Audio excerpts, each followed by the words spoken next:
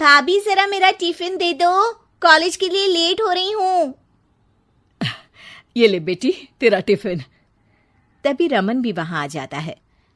माँ, तुम अकेले ही सारा काम क्यों कर रही हो? प्रतिज्ञा कहाँ है? तुम्हें उसकी फिटनेस का तो पता है ना, बैकयार्ड में एक्सरसाइज कर रही है। फिटनेस और एक्सरसाइज वगैरह ठीक है, लेकिन उसे घर के काम में तुम्हारी मदद भी तो करनी चाहिए। अरे ठीक है, सीख जाएगी। जब तक मैं हूं तुम्हें किस बात की फिक्र? हाँ। इसके बाद रमन और उसकी बहन दोनों घर से निकल जाते हैं और सास घर के कामों में व्यस्त हो जाती है। वहीं दूसरी तरफ प्रतिज्ञा अपनी एक्सरसाइज पूरी करके थकी हुई गार्डन में ही बैठ जाती है। आज तो पूरे 2.5 घंटे एक्सरसाइज कर ली। Now I am tired. थोड़ी देर आराम करके फिर शाम को योगा करूंगी। प्रतिज्ञा अपने कमरे में जाकर सो जाती है। सुबह से शाम हो जाती है। रमन और रेखा भी घर वापस आ जाते हैं, पर प्रतिज्ञा अभी तक कमरे से बाहर नहीं निकलती, जिस पर एक बार फिर अपनी माँ को अकेले काम करते हुए देखकर रमन उनसे कहता है, माँ, तुम हर समय अकेले काम में लगी रहती हो। आखिर प्रतिज्ञा पूरा दिन करती क्या है?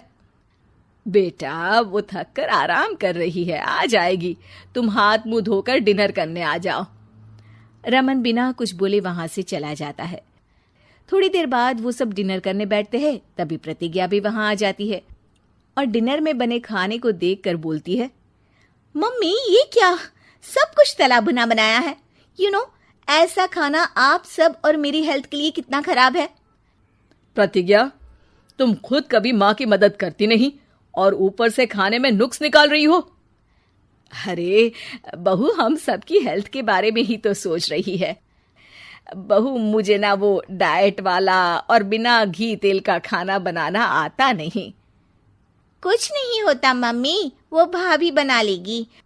आखिर इतनी फिटनेस फ्रीक है, डाइट फूड बनाना भी जरूर आता होगा। वो सब डिनर करके सोने चले जाते हैं।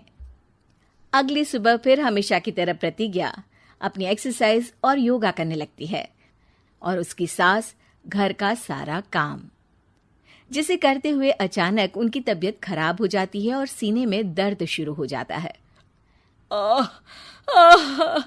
मर गई बहू। रमन, अरे कोई तो सुनो। और इसी बीच वे बेहोश हो जाती हैं।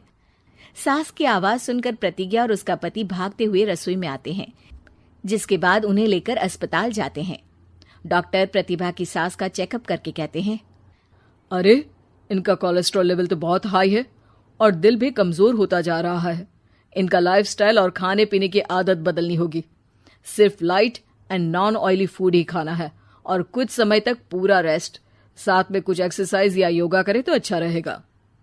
पूरी जांच के बाद डॉक्टर उन्हें घर भेज देते हैं।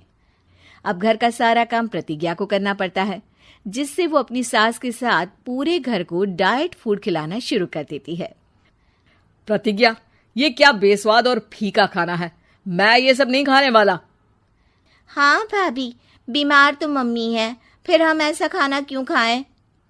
प्रतिज्ञा किसी की बात पर कोई ध्यान दिए बिना सास को बढ़िया एक्सरसाइज कराने के साथ कुछ ना कुछ गड़बड़ करते हुए घर का काम करती रहती है। एक शाम रमन प्रतिज्ञा से चाय मांगता है। ये लीजिए, पर मैंने इसमें चीनी थोड़ी कम डाली है।